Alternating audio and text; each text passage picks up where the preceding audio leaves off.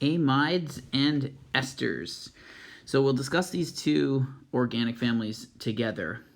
And the link between these two organic families is that they're both created by organic condensation reactions between two other organic families that we've learned about. So let's begin with the amides. So an amide is a style of linkage, and so is ester linkage. So you can call these amide linkage, ester linkage. But the amide leaves the functional group like this. I think we just call it an amide functional group. And what we have is some carbon chain over here and some carbon chain over here. And then this right here is like your amide linkage. Okay, so you would say the functional group, I'm pretty sure, is just called an amide group on this one. And for an ester, it's also like a form of linkage. So this one, you have some group of carbons on that side connected to a linking oxygen, and some group of carbons on this side. And the functional group is here, and that's called an ester linkage. So we'll see what these are made of, and how to name them, some of their properties, etc. Okay, so rolling with the amides first. Okay. So what happens, like how you make an amide, is you end up reacting, these end up as the product. Maybe it's helpful if I draw it this way. So here's the linkage, right? This is the amide linkage. So it's the product of a carboxylic acid on this side. And remember, a carboxylic acid has the functional group carboxyl, C double bond O, and then an OH there. So it's got this carboxyl group. And then on the other side, we had an amine. And so when you react carboxylic acid and amine, okay, there's your amine functional group. So when you react those two, you actually, as you've likely seen before, you extract a water molecule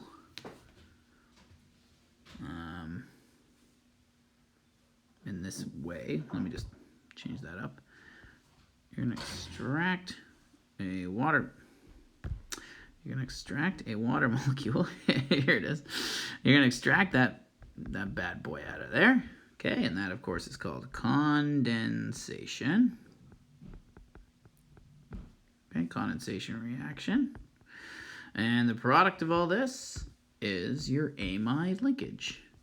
So then you end up with the C double bond O connecting over to the nitrogen. You have a hydrogen left there. You have whatever that R group of carbons was running on that side, and you have this R group of carbons running on that side.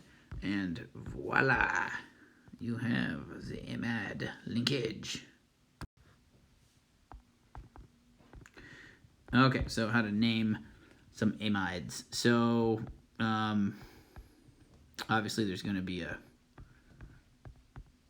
carbon there, right? And we always the carbon there with the amide group on it. So if this is the situation where the amide functional group is terminal, meaning it's at the end, and I was trying to highlight this carbon, this is always going to be carbon number 1. Okay, so when we're numbering them, as we do to help name substituents and name them and everything else, we're always going to make this carbon number 1. It's what they would call the most substituted carbon. It's got a whole bunch of gear bonded to it, and so we always make it number 1. So this is a run of 3, right? Of course, the longest chain 3. So this would be called propanamide. Propanamide. And again, not mind-blowing. You add the amide suffix. That's how you name an amide. So we can have substitutions as well on the nitrogen. So we could have a little, let's say a little 2-carbon run over here. That would be a hydrogen there. So then this one again, you'd go the longest run being the parent chain.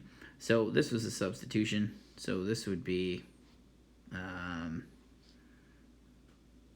N-ethyl propanamide.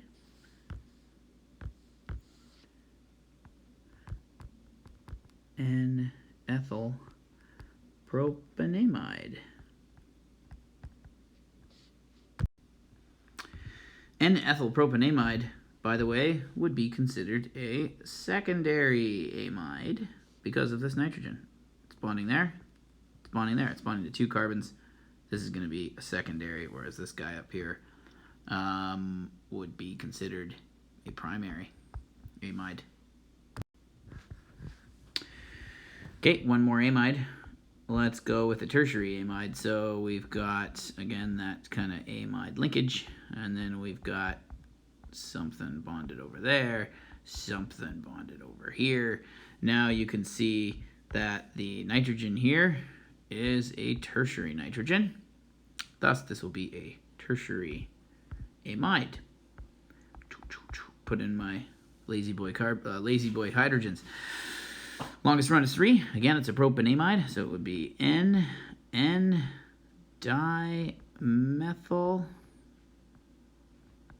propanamide. A real mouthful. You could have substitution elsewhere as well. You could have like this type of situation.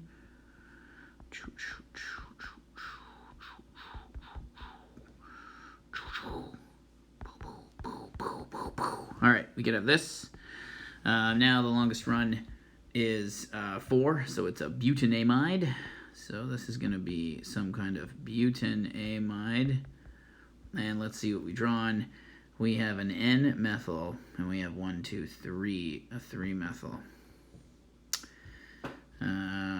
So this would be N-methyl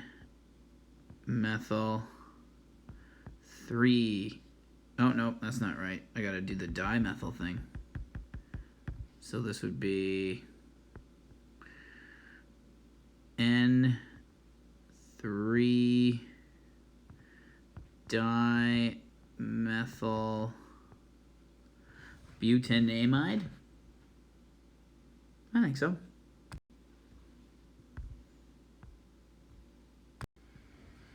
All right, we need to get the esters in here too, so let's get some esters in here. Esters are also linkages. Remember, an ester linkage looks like this. Okay, some R group there, some other R group over here. You know, the R prime I'm using here is just to denote that it could be an altogether different R group, a different run of carbons than the one we find over here, just in case you're wondering why I put the little prime in there. So here we're looking at the ester linkage.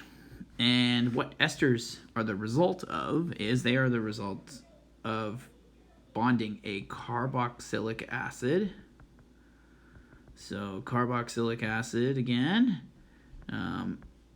The original carboxylic acid would have had this functional group here. And on the other side, you would have had an alcohol.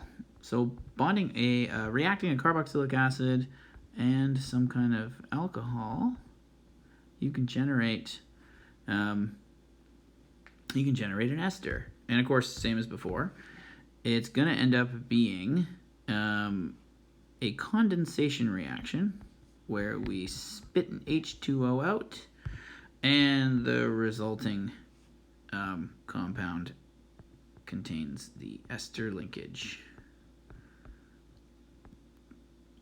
Like that.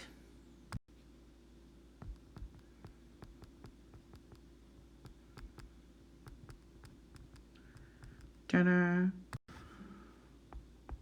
Okay, so naming esters. How do we name that ester? Well, let's just say,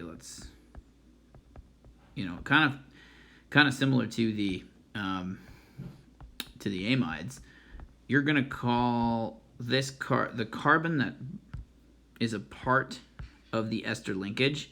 You're gonna make that a part of the parent chain no matter what. I didn't maybe make that point very clear with the amides, but you're gonna make this, the parent chain is always this one. Okay, this is gonna be the parent. Even if it's shorter, even if it turns out to be shorter than the one on the other side, that's gonna be the parent chain. So no matter what, this is gonna be With the ester naming, we do something a little bit different. So with the ester naming, we will say this will be a propanoate. Propanoate. Okay, so we add the -ate ending on for esters. Any ester gets that ending. So this will be a propanoate, so this will be a methyl propanoate, right? Methyl propanoate.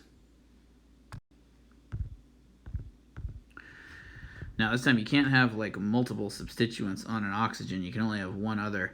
So this is just kind of the way naming esters goes. It's maybe a little bit easier than some of the other groups. But let's say we, let's just toss another one out there. This time it's not a propanoate, but a butanoate.